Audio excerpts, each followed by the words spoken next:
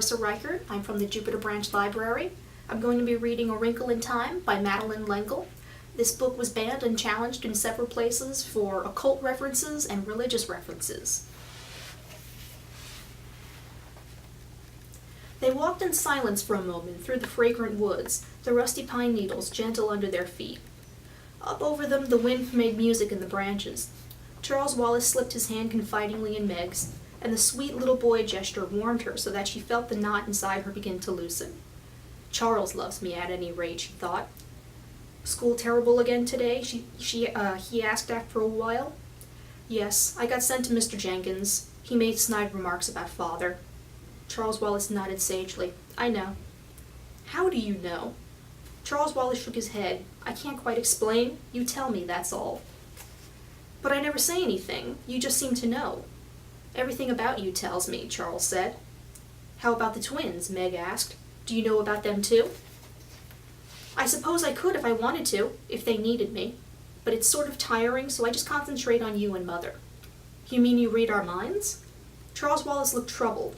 I don't think it's that. It's being able to understand a sort of language, like sometimes if I concentrate very hard, I can understand the wind talking with the trees. You tell me, you see, sort of inadvertently. That's a good word, isn't it? I got Mother to look it up in the dictionary for me this morning. I really have to learn to read, except I'm afraid it will make things hard for me in school next year if I already know things. I think it will be better if people go on thinking I'm not very bright. They won't hate me quite so much.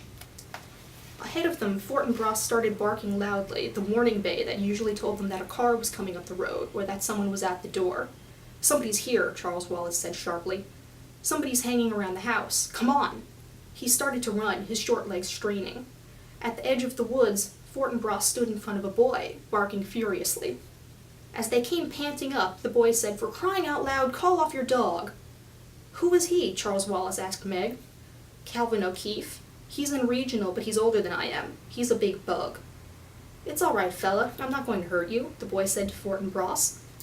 Sit, Fort, Charles Wallace commanded, and Fortinbras dropped to his haunches in front of the boy, a low growl still pulsing in his dark throat. Okay, Charles Wallace put his hands on his hips. Now tell us what you're doing here.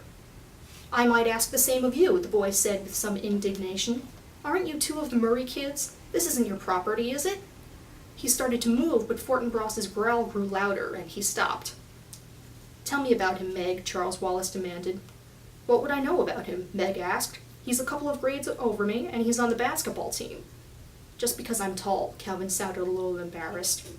Tall he certainly was, and skinny. His bony wrists stuck out of the sleeves of his blue sweater. His worn corduroy trousers were 3 inches too short. He had orange hair that needed cutting and the appropriate freckles to go with it. His eyes were an oddly bright blue. Tell us what you're doing here, Charles Wallace said. What is this, the 3rd degree? Aren't you the one who's supposed to be the moron? Meg flushed with rage, but Charles Wallace answered placidly, That's right. If you want me to call my dog off, you better give. Most peculiar moron I've ever met, Calvin said. I just came to get away from my family. Charles Wallace nodded. What kind of family? They all have runny noses. I'm 3rd from the top of 11 kids. I'm a sport. At that, Charles Wallace grinned widely. So am I. I don't mean like in baseball, Calvin said. Neither do I. I mean like in biology, Calvin said suspiciously.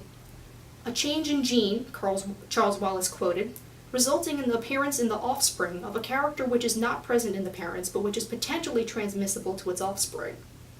What gives around here? Calvin asked. I was told you couldn't talk. Thinking I'm a moron gives people something to feel smug about, Charles Wallace said. Why should I disillusion them? How old are you, Cal? 14? What grade? Junior, 11th. I'm bright. Listen, did anybody ask you to come here this afternoon? Charles Wallace, holding Fort by the collar, looked at Calvin suspiciously. What do you mean, asked? Calvin shrugged. You still don't trust me, do you? I don't distrust you, Charles Wallace said. Do you want me to tell you why I'm here then? Fort and Meg decided to go for a walk. We often do in the afternoon. Calvin dug his hands down in his pockets. You're holding out on me. So were you, Charles Wallace said. Okay, old sport, Calvin said. I'll tell you this much. Sometimes I get a feeling about things. You might call it a compulsion. Do you know what compulsion means?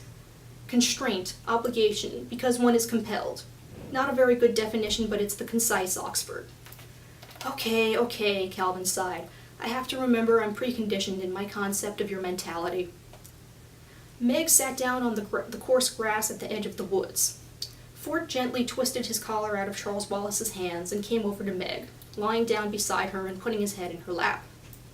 Calvin tried now politely to direct his words towards Meg as well as Charles Wallace.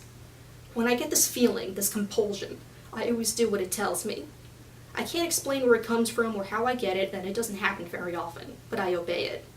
And this afternoon I had a feeling that I had to come over to the haunted house. That's all I know, kid. I'm not holding anything back. Maybe it's because I'm supposed to meet you. You tell me. Charles Wallace looked at Calvin probingly for a moment. Then an almost glazed look came into his eyes, and he seemed to be thinking at him. Calvin stood very still and waited. Finally, Charles Wallace said, "Okay, I believe you. But I can't tell you. I think I'd like to trust you. Maybe you'd better come home with us and have dinner."